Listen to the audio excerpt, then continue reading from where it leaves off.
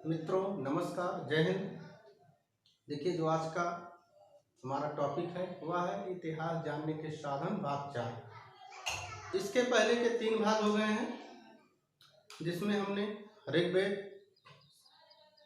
सामवेद और यजुर्वेद तीनों का विशद विस्तार से अध्ययन करवाया और उसके एक एक पॉइंट को जो परीक्षा के दृष्टिकोण से महत्वपूर्ण था उसको हमने बताया। तो यह अभी साहित्यिक शास्त्र चल रहा है। अब इसमें जब अथर्ववेद के विषय में आज हम बताएंगे, यह पूरा हो जाएगा। फिर इसके बाद पुराणों के विषय में, महाकाव्यों के विषय में, वेदांगों के विषय में, धर्मसूत्रों के विषय में और उसके बाद लौकिक साहित्य और ब्रह्मेत्तर साहित्यों के विषय में भी अध्ययन करवाएंगे। तो आज का जो हमारा ये चौथा भाग है यह अथर्ववेद पर केंद्रित रहेगा। अब हम इसको देखेंगे क्या विशेषता थी, कौन से इसके ब्राह्मण ग्रंथ थे, कौन से इसके उपनिषद थे, कौन सा इसका प्रणयक था, क्या इसमें प्रक्रिया होती है, इसका हम अध्ययन करेंगे। तो हम अगर अथर्ववेद में देखते हैं, देखिए अथर्ववेद बहुत ही महत्वपूर्ण, देखिए चारों वेदों में यह बहुत ही महत्वपूर्ण है। इसमें देखिए एक ऋषि थे अथर्वा। कौन थे? अथर्वा ऋषि के नाम पर, अथर्वा ऋषि के नाम पर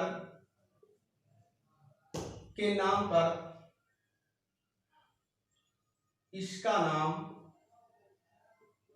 नाम अथर्ववेद पड़ा। क्या पड़ा? अथर्ववेद पड़ा।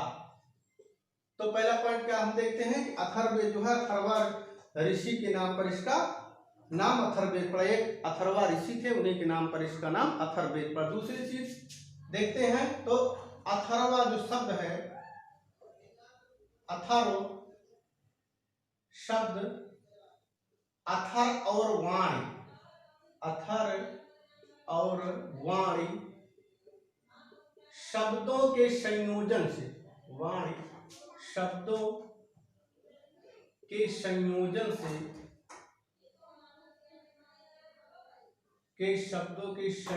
से बना, जिसका तात्पर्य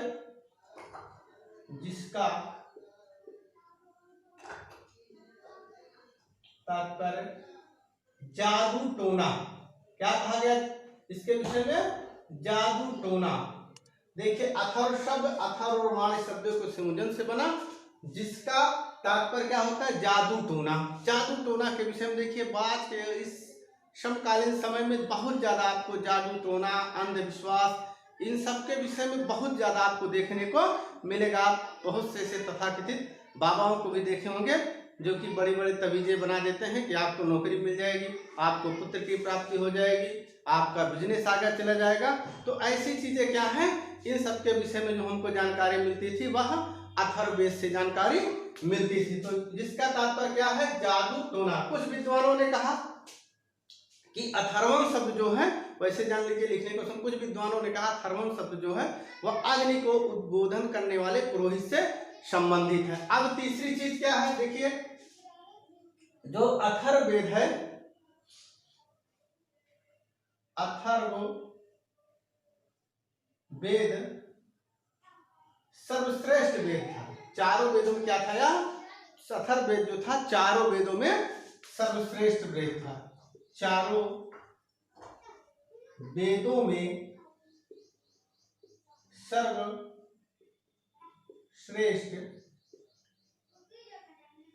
वेद था। सबसे वेद था या सबसे महत्वपूर्ण वेद था। चारों वेदों में सबसे वेद था या सबसे महत्वपूर्ण वेद था। किसी भी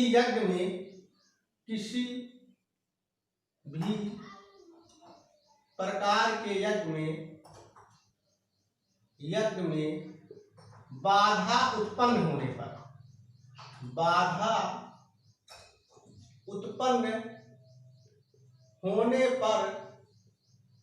उसका निराकरण अथर्ववेद करता था। कौन करता था? अथर्ववेद करता था। देखिए किसी भी प्रकार के यज्ञ में बाधा उत्पन्न होने पर उसका निराकरण कौन करता था? अथर्ववेद। क्योंकि हमने बताया था उस समय यज्ञों की प्रधानता थी। तो जब हम यज्ञ करते थे कोई उसमें बाधा अगर आ जाती थी, कोई ऐसी बाधा आ जाती थी, तो उसका निराकरण कहाँ होता था? अथर्ववेद के द्वारा होता था। अब इसके बाद इसीलिए देखिए अथर्ववेद को ब्रह्मवेद, ये सब बहुत महत्वपूर्ण है सब परीक्षा के दृष्टि से। अथर्ववेद को ब्रह्मवेद और श्रेष्ठ वेद भी कहा जाता है। इसको ब्रह्मवेद और श्रेष्ठ वेद भी कहा जाता है। देखिए अथर्ववेद को ब्रह्मवेद और श्रेष्ठ वेद भी कहा जाता है। उसके बाद अथर्ववेद में जादू टोना, भूत प्रेत, इसमें इसका बड़ा महत्व है। भूत प्रेत, मरण और विभिन्न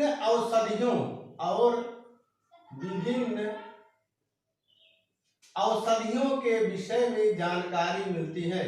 औषधियों के विषय में जानकारी मिलती है।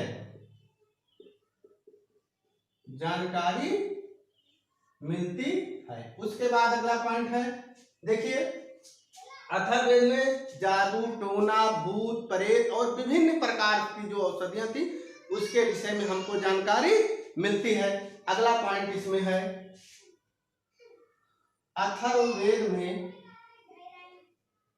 अंग और मगध, दो ऐसे राष्ट्र, अभी जब हम 16 महाजनपद पढ़ाएंगे तो उसमें बताएंगे अंग और मगध को सुदूरवर्ती प्रदेश कहा गया है। सुदूरवर्ती प्रदेश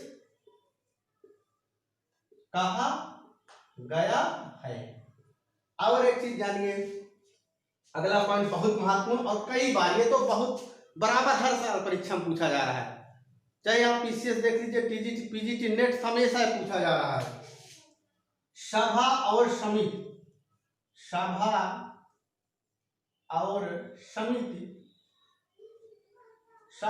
समिति को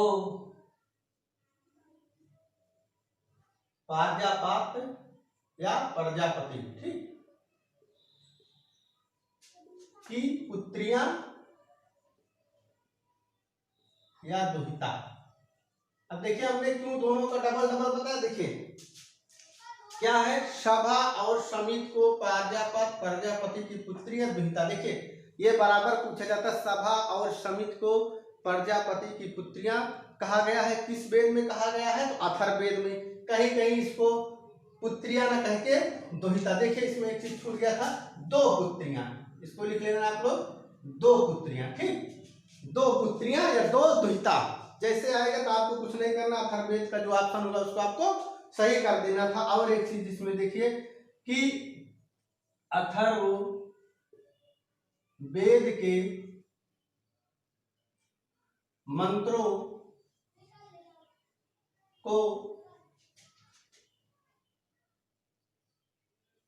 अथर्ववेद के मंत्रों के उच्चारण करने वाले पुरोहित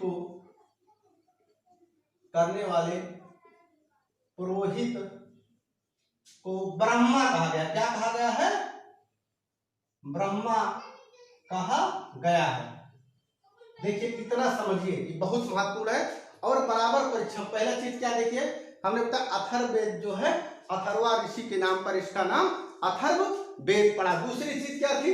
अथर्व शब्द अथर्व और वाणी शब्दों के संयोजन से बना है, जिसका अर्थ होता है जादू या टोना। तीसरा पॉइंट हमने बताया अथर्ववेद क्या था? चारों वेदों में। अथर्ववेद क्या था? चारों वेदों में सबसे महत्वपूर्ण था। जब पूछा जाएगा चारों वेदों में सबसे महत्वपूर्ण कौन सा वेद था, तो आपको तुरंत सही कर देना है अथर्ववेद।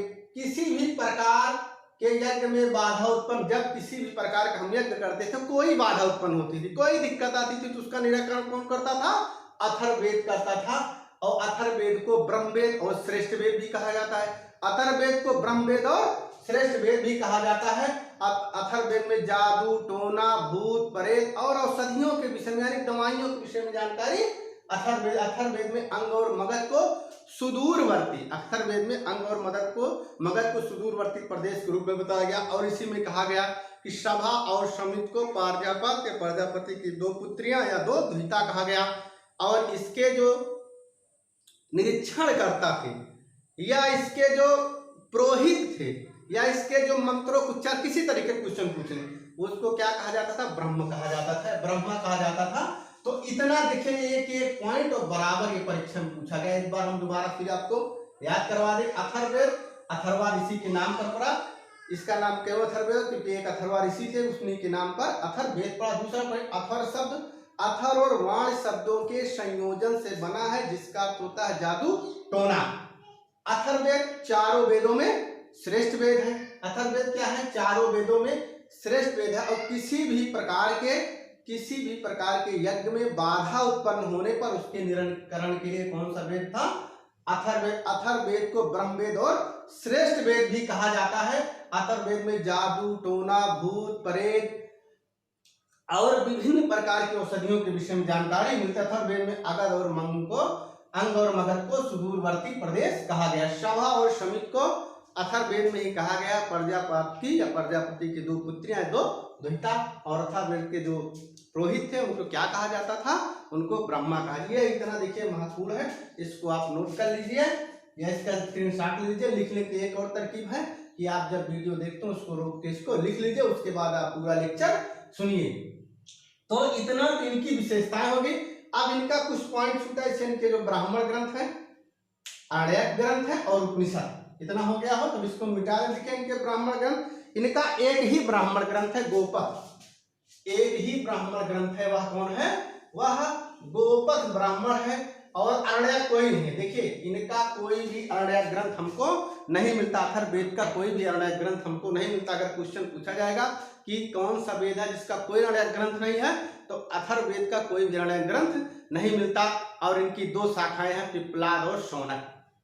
इनके उपनिषदों के विषय में देखते हैं तो तीन है, मुंडकोपनिषद, मांडुक्योपनिषद और प्रश्नोपनिषद को हम लिख दे रहे हैं। देखिए सबसे इनकी दो शाखाएं हैं, अथर्ववेद की दो शाखाएं, शौनक, बहुत बार क्वेश्चन पूछा गया ये, शौनक और पिप्पलाद, ये दो शाखाएं हैं। इनके ब्राह्मण ग्रंथ देखिए, ब्राह्मण ग्रंथ एक ही ब्राह्मण ग्रंथ है, गोपथ, एक ही ब्राह्मण ग्रंथ है गोपथ, अरण्यक कोई नहीं। जैसे पूछा जाएगा किस वेद का कोई अरण्यक ग्रंथ नहीं है, तुरंत आपको क्या कर देना है, हमको कोई नहीं, अथर्ववेद। अब इनके उपनिषद ग्रंथ तीन है, मुंडकोपनिषद,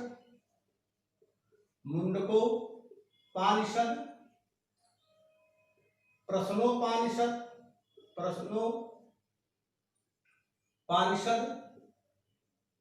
और मांडुक्योपनिषद।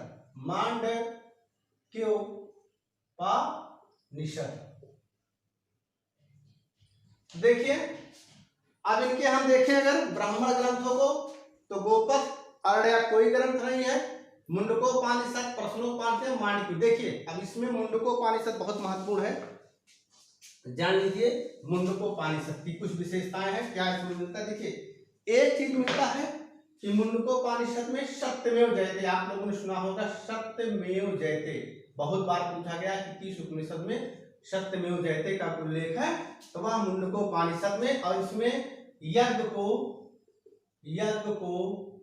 टूटी फूटी नौका के समान कहा गया है, नौका के समान कहा गया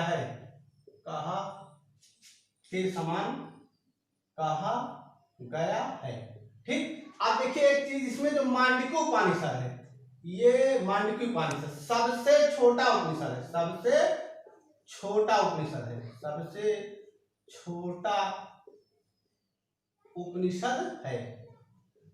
तो क्या महत्व होगा? मुंडकोपनिषद में हमको सत्यमेव जयते के विषय में जानकारी मिली, यज्ञ को टूटी फूटी नौका के समान कहा गया, और जो मांडुक्योपनिषद है सभी उपनिषदों में सबसे छोटा उपनिषद। देखिए हमने इसके पहले बताया था छांदोग्य उपनिषद, किसका उपनिषद है? छांदोग्य उपनिषद, सामवेद का। छांदोग्य जो उपनिषद है वह किसका है? सामवेद का। अब यह क्वेश्चन बहुत पूछा है, सबसे प्राचीन उपनिषद है, सबसे प्राचीन उपनिषद है, प्राचीन उपनिषद। यह सबसे छोटा उपनिषद, यह सबसे प्राचीन उपनिषद। और एक उपनिषद पढ़ाए थे आपको एक उपनिषद और बताए थे बृहद्रण्यक उपनिषद। यह सबसे बड़ा उपनिषद, यह सबसे बड़ा उपनिषद है, यह सबसे बड़ा उपनिषद है। इसको हम बता चुके हैं, आप पुराना वीडियो देखेंगे तो वहां से आपको ये जानकारी मिल जाएगी। अब 2-3 पॉइंट जो उपनिषदों से पूछे जाते हैं बराबर परीक्षा में, उसको एक बार हम दोबारा बता दे रहे हैं। ठीक, देखिए इसको जानने लिए सत्यमेव जयते कहाँ मिलता है? एक चीज होता है यम और नचिकेता का संवाद, यम और नचिकेता का संवाद। ठीक, लिख लीजिए यम और नचिकेता, नचिकेता का संवाद। संवाद कहाँ मिलता है? तो एक है कठोपनिषद, कठोपनिषद, कठोपनिषद में मिलता है, और यह यजुर्वेद का उपनिषद है। देखिए अब छांदोग्य उपनिषद में देवकी पुत्र कृष्ण का उल्लेख मिलता है सर्वप्रथम, बृहद्रण्यकोपनिषद में याज्ञवल्क्य गार्गी का संवाद मिलता है, लेकिन इन सब चीजों को हम बता चुके हैं। तो यह जो है साहित्यिक साक्ष्यों में चारों वेद जो है आज पूरा हो गया है। जो मेरी समझ में है कहीं से ऐसा कोई क्वेश्चन नहीं है कि जो अब इसमें बच रहा है, जो पूछा जाए लगभग चीजें समाप्त होगी। अगर कुछ ऐसा होगा तो आपको लगे कि ये जानना आवश्यक है तो आप उसको कमेंट कर सकते हैं, लेकिन एक आपसे विशेष अनुरोध है कि आप चैनल को ज़्यादा से ज़्यादा लोगों के बीच में फैलाएं, क्योंकि देखिए जितने लोगों के बीच में जाएगा हमारा उसका आवर्धन भी बढ़ेगा, और हम क्या है धीरे धीरे उस पर इससे भी अच्छा और अगला वीडियो लेके आएंगे, जो कि विभिन्न प्रतियोगी परीक्षा, आप चाहे BA first year Ram Manohar Lohia के स्टूडेंट हो, TGT, PGT, नेट, कहीं आप पेपर दीजिए, अगर मेरी गारंटी है कि वेद जो हम चारों पढ़ा दिए इससे अगर कहीं एक क्वेश्चन डिफर आने वाला नहीं है, लगभग इसी से क्वेश्चन पूछे जाते हैं, आप इसको मिला सकते हैं। धन्यवाद, नमस्कार, जय हिंद।